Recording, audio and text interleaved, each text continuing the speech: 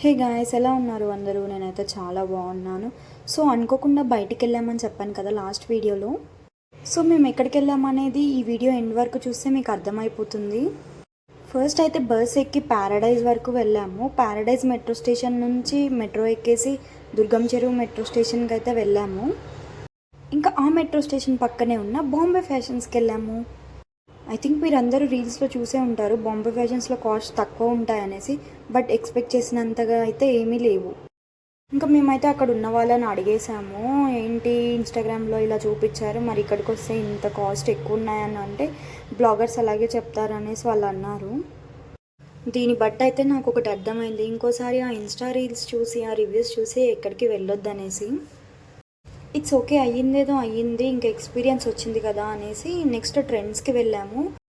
మరిన్ని వీడియోస్ కోసం నా ఛానల్ని సబ్స్క్రైబ్ చేసుకోవడం అస్సలు మర్చిపోకండి.